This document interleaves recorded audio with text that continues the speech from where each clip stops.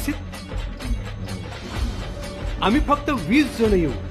विचार करा, तुमची 40,000ची फौज आणि आम्ही फक्त 20 जण. काय करू शकणार आहोत? काय हो?